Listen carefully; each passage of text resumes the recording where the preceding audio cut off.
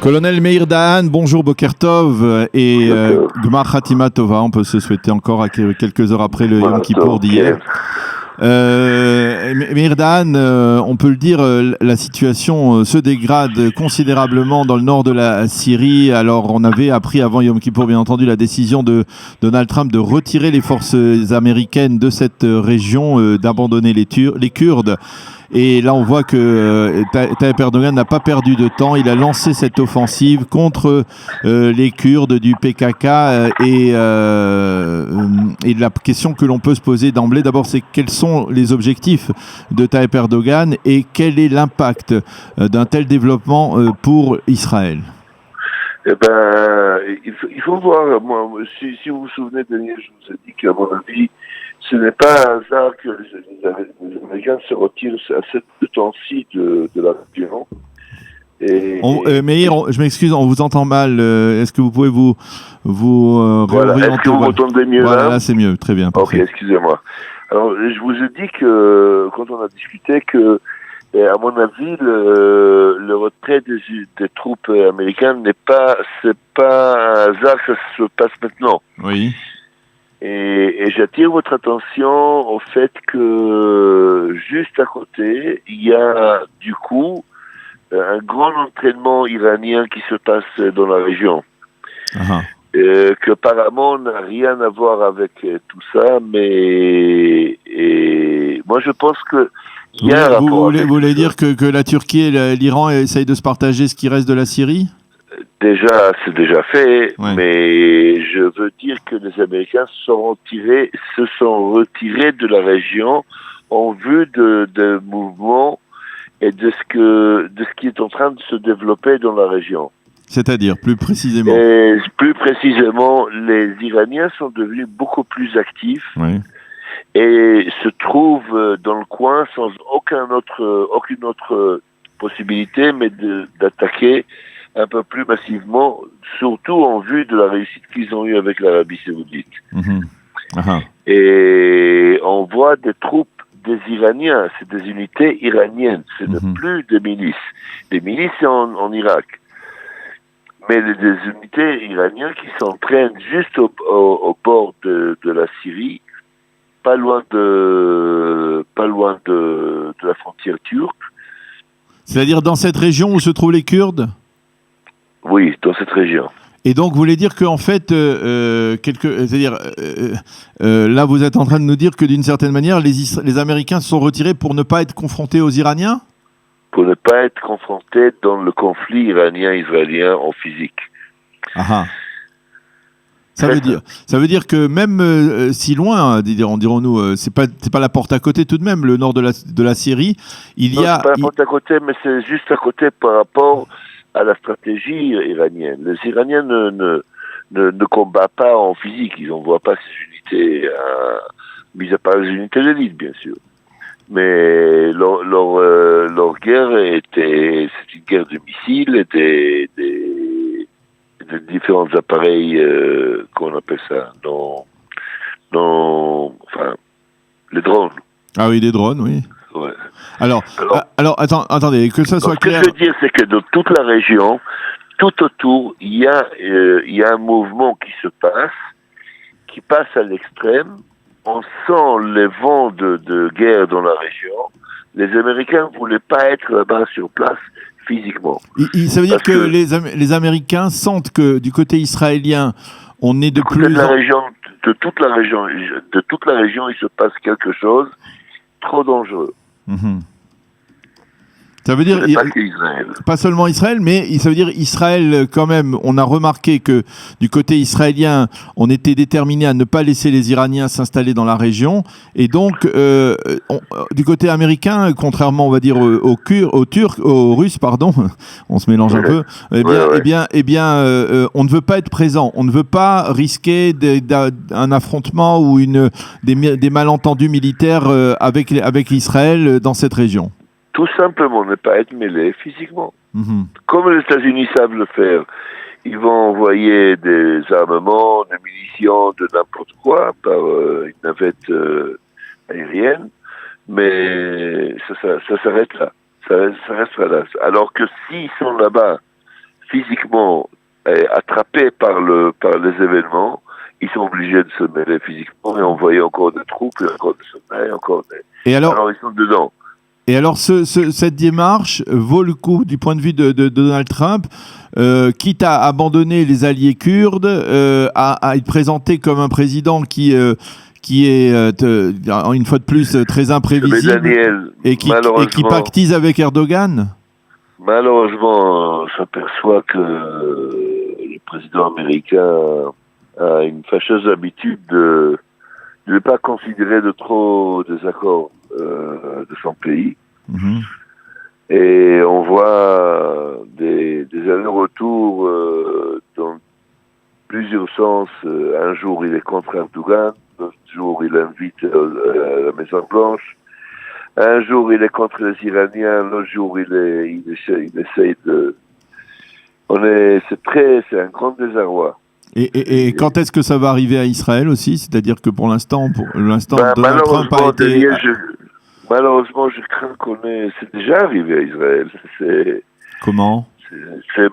Écoutez, on est plein dedans, vous savez, les Kurdes, si vous, parlons un peu des Kurdes. Oui. Okay?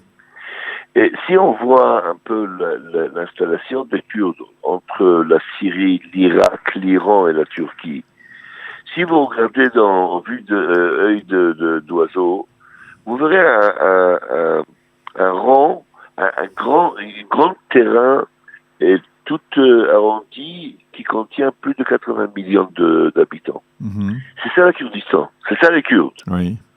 Ok. Malheureusement, ils n'ont jamais été réunis, ils n'ont jamais été solidaires, oui. Donc ils n'ont jamais fait leur remplacement. Vous savez que le sauvetage de toute la région et apparemment de tout le conflit de la région aurait été si les Kurdes seraient réunis. S'il y aura une Kurdistan, oui. Alors que c'est des gens libéraux, c'est des gens qui luttent sans arrêt pour leur indépendance, mais malheureusement d'une mauvaise façon. Ok, mais s'il aurait été le Kurdistan, je crois que la région a été sauvée parce que c'est vraiment le fusible de la région. Et les États-Unis ou même et Israël auraient eu intérêt à ce qu'il y ait cet État du Kurdistan. Israël, depuis les années 50, aide les Kurdes est très très mêlé dans ce qui leur arrive, mais malheureusement que avec les Barazani qui du côté Irak. Uh-huh. Et parce que les autres n'ont jamais su joindre, n'ont jamais su agir ensemble. Mm-hmm. Alors c'est un grand problème parce que ça aurait été le grand sauvetage de la région. Alors, je voudrais que vous nous expliquiez, parce que je crois que nos auditeurs se mélangent un peu les pédales dans toute cette affaire. L'offensive d'hier déclenchée par Erdogan contre les Kurdes et apparemment pour préparer une sorte de zone de sécurité qui lui permettrait de non, ça c'est une vengeance pure et simple qu'il a depuis des années, depuis le temps. Jamais pu. Contre la Syrie, vous voulez dire? Bien sûr. Non, c'est pas que contre la Syrie. Le fait qu'il y a eu la Syrie de Assad à l'époque a empêché les Erdogan de s'attaquer à cette région-là alors qu'il recevait des attaques des Kurdes de là-bas. Oui. Alors il était toujours limité dans ce qu'il pouvait réagir. Aujourd'hui, il y a un chaos dans la région. Ok, il y a plus d'Américains qui lui gênent. Donc, c'est une opportunité pour lui de se venger. Mais qu'est-ce qu'il pense faire? C'est-à-dire, il y a quelques millions de Kurdes là-bas. Qu'est-ce qu'il pense faire? Non, les exterminer. Qu'est-ce qu'ils veulent faire? Non, apparemment, il veut créer une zone de sécurité qui lui permettrait de ramener les 4 millions de réfugiés syriens qui sont en Turquie, de les ramener dans cette zone-là. Et je crois pas, je vois mal comment il fait pour emmener ces gens-là. C'est une belle plan, mais ça n'a jamais marché et ça marchera jamais. Le problème ethnique est à la source du problème en Syrie. Mm-hmm. Il faut se rappeler, il faut prendre 10 ans en arrière et voir où ça a commencé. C'est le problème ethnique. Ok, vous savez que la région kurde, c'est 2 fois la taille d'Israël, par exemple. Oui. Ok, c'est pas un petit village à côté. Ok, on ne mélange pas 4 millions d'Arabes avec les Kurdes. Ça ne marcherait jamais. Il y aura un massacre d'un côté ou un autre. Alors, vous savez, il est en train de faire quelque chose. Mais ce qui est extraordinaire, regardez la réaction du monde. Rien ne se passe. Rien ne se passe. Oui. Rien du tout. Ils vont réunir peut-être l'ONU, ils vont faire ça, ils vont faire ci. Vous savez ce que je vais vous dire, Daniel? C'est pour nous à regarder et en tirer les conclusions. Ça veut dire quoi? On ne peut pas compter sur le. Et en tirer les conclusions en direct. Il est temps de parler avec nos politiciens et leur dire ça suffit, arrêtez. C'est pas irresponsable, ça peut amener une catastrophe. Et donc, d'une certaine manière, de ce point de vue-là, on peut dire que Netanyahou a tiré la sonnette d'alarme depuis longtemps par rapport à ça. C'est-à-dire qu'il a toujours été favorable, partisan d'une politique qui ne reposait pas sur un soutien aux États-Unis ou à d'autres. Donc, quelque part, c'était la bonne tactique à utiliser face aux Iraniens.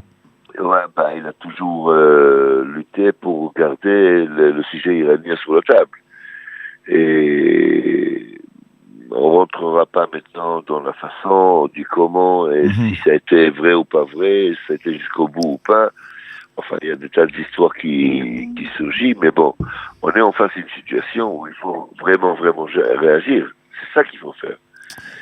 Et il y a, Meir, il faut le rappeler, qu'il y a des alliés des États-Unis dans la région qui sont, on va dire, peut-être moins puissants que l'État d'Israël au niveau militaire et qui ont plus d'inquiétudes à avoir apparemment par rapport à ça. Je parle encore un problème. Vous savez ce qui se passe dernièrement? Ils sont las du support des Américains. Ils voient qu'ils ne peuvent plus compter là-dessus. Vous parlez des pays du Golfe Persique? Oui, bien sûr, et là de l'Arabie Saoudite. Et ils commencent à faire des clins d'œil aux Iraniens pour leur dire ça suffit. Ça veut dire que finalement ce caractère imprévisible des initiatives de Donald Trump risque de rapprocher paradoxalement les pays arabes modérés, ce qu'on appelle les pays arabes modérés sunnites. C'est ce qui se passe ces derniers temps. Et ça serait un drame. Vous savez, vous m'avez appelé pour parler de Kurdes, et regardez, on parle d'Israël. Oui, mais je vous dis, Daniel, c'est le centre de tout le problème. Et c'est la solution de tout le monde, comme d'habitude, malheureusement. Et je crains qu'on devait agir différemment. Comment? Je crois qu'il est temps que le politicien arrête cette histoire, construit un gouvernement pour pouvoir agir comme il faut. Je crois que je vous l'ai dit la semaine dernière quand on s'est vu. Je vous ai dit, s'il y aurait eu une situation politique normale, je crois qu'Israël aurait réagi comme elle a agi à la guerre de 6 jours. C'est-à-dire une attaque. Voilà. Carrément. Et donc, vous pensez que donc vous êtes en train de nous dire que d'une certaine manière, il faut absolument un gouvernement d'union nationale qui soit capable de faire face à ces défis et que j'ai aucun côté politique, mais il faut un gouvernement. Point. Il faut un gouvernement. Et en fait, vous êtes en train de dire d'une manière ou d'une autre que toutes ces rumeurs sur des enjeux stratégiques, sécuritaires, dont on parle pas mal depuis plusieurs semaines, voire même plusieurs mois, c'est quelque chose de très sérieux. Ce n'est pas de la rigolade, quoi. Ce n'est pas très sérieux. Vous savez, ce n'est pas un jeu auquel joue Benyamin Netanyahou pour essayer de. Non. Je crois que le jeu que Benyamin Netanyahou a joué a été avant les élections, a montré une image un peu calme, un peu rose. Mais ça a été le jeu. Et la vérité, c'est ce qui se passe aujourd'hui. Ouais. Vous savez, il y a 2 semaines, ils ont publié dans les journaux l'infrastructure iranienne de la frontière Irak et Syrie. Oui. Alors, c'est frontière Irak-Syrie, mais il s'agit que de 200 km, 200-300 km d'ici. OK.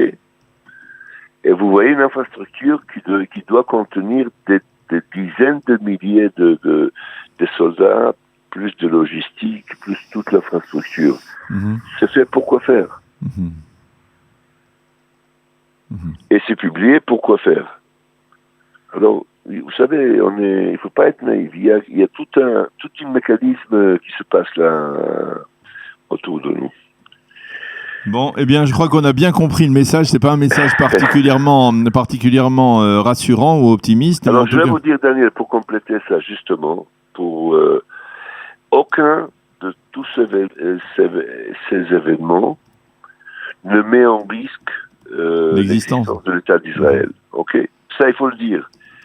Baruch Hashem, jusqu'à maintenant, il n'y a rien autour de nous qui peut nous mettre en danger existentiel. Mais un cassement de tête, oui, un grand cassement de tête. Ouais. Eh bien, colonel Meir Dan, je crois qu'on a bien compris le message. Merci de nous le faire passer, en tout cas. Et merci d'avoir été avec nous ce matin sur Studio Kalita. Merci, bonne journée. Et Shana Tova et Chag Sameach. Chag Sameach, bye.